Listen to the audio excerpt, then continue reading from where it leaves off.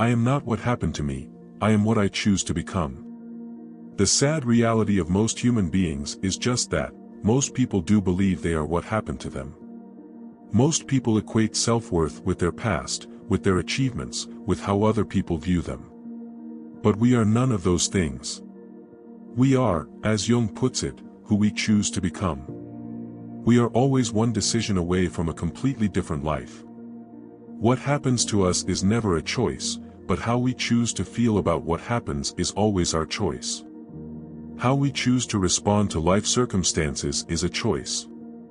Who we decide to be in every moment, including adversities, will determine the quality of our life. Leave your past behind and decide today, now, who you will be from this moment forward. Until you make the unconscious conscious, it will direct your life, and you will call it fate. Why do bad things keep happening to me? Some say, why do the same negative kind of people keep appearing in my life? The unconscious, or rather subconscious, controls almost all human behavior. It has been said that almost all brain activity happens on a subconscious level. The problem is, most people do not understand this basic principle and therefore are running their life on autopilot, repeating the same reactions and responses, and often repeating the same problems over and over again in a figure-8 loop. Einstein said the definition of insanity is doing the same thing over and over again and expecting a different result.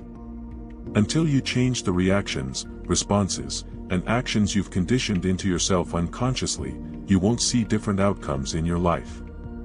Until we learn why we feel a certain way on a consistent basis, we will not be able to consistently feel better in any way. You need to step back and examine your life, examine yourself. What feelings, behaviors, habits, and actions are running on autopilot? What can you bring forward to the light, into your consciousness, into your presence? If you can manage that, you can start changing those habits consciously. With repetition, you can reprogram these new habits, feelings, and behaviors into your new subconscious program. Better habits, better reactions, better outcomes. As far as we can discern, the sole purpose of human existence is to kindle a light in the darkness of mere being. Even a happy life cannot be without a measure of darkness, and the word happy would lose its meaning if it were not balanced by sadness. It is far better to take things as they come, along with patience and equanimity. The least of things with a meaning is worth more in life than the greatest of things without it. Without the contrast of sadness, happiness does not exist. Without dark, there is no light. A happy life then is not one without sadness or misery or failures or problems. A happy life, a full life, is a life with meaning. If you had in your possession every penny on earth and all the material possessions you desire, it would still give you no guarantees of happiness and certainly no meaning. You don't need things, money, or possessions to have meaning, but meaning does make for a rich life. With meaning and purpose in your life, you can face the inevitable challenges of life without fear. With meaning and purpose in your life, you can let go of the past because there is always a brighter future to work toward, to believe in tomorrow. Meaning and purpose give you reason to get up in the morning, enthusiasm to go about your day, purpose for living.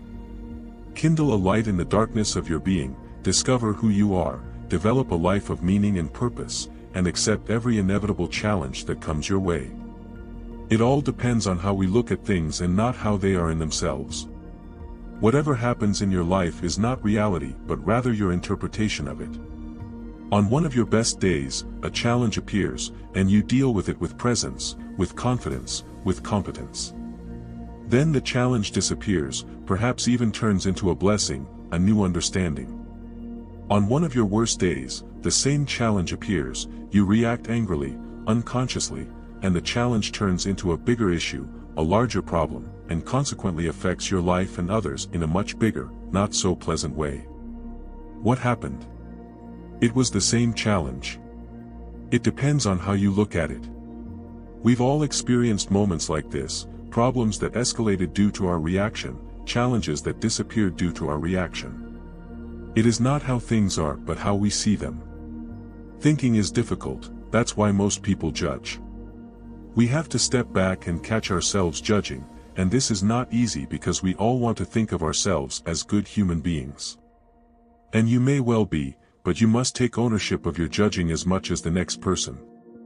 Judging people, judging things, judging circumstances. How do you judge?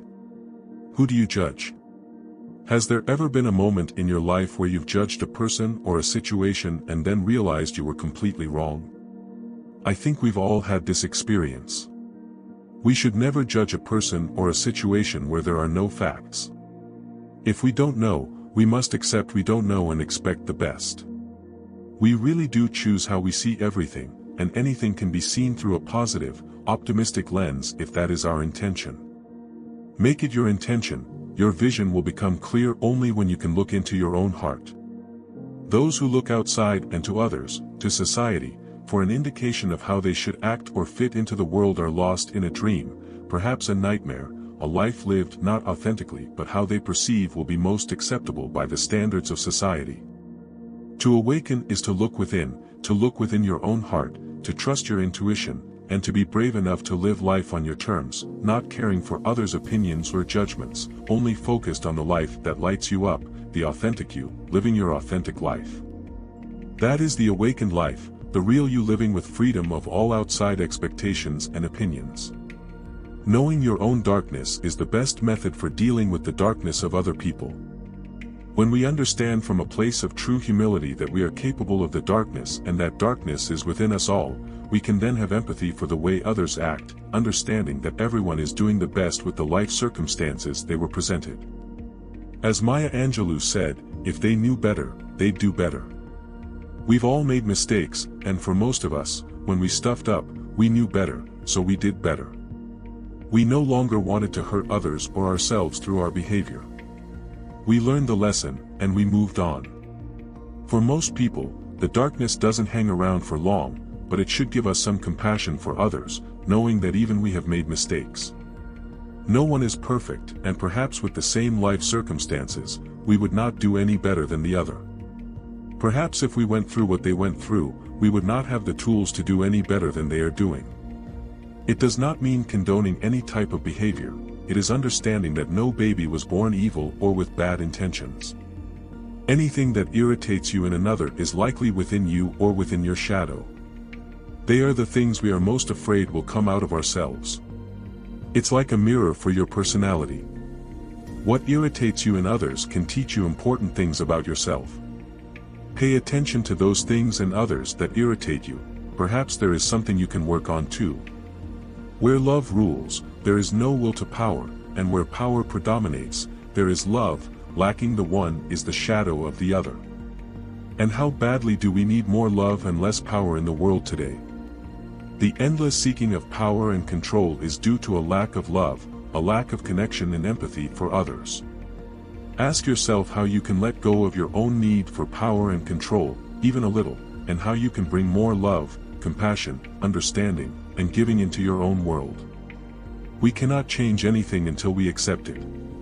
Condemnation does not liberate, it oppresses. You are what you do, not what you say you'll do. We live in a world where many people talk too much and act too little. As Jung says, you are what you do, not what you say you will do. You do not need to tell the world or tell anyone what your plans are, you can show them with your actions, with your results. That is ultimately how we are all judged anyway, on how we show up every day, who we are, what we do. Never who we say we are or what we're going to do. Less talk, more action, leaving the need for validation behind, and being who we intend to be, doing what we want to do, and letting the right people show up because of those choices.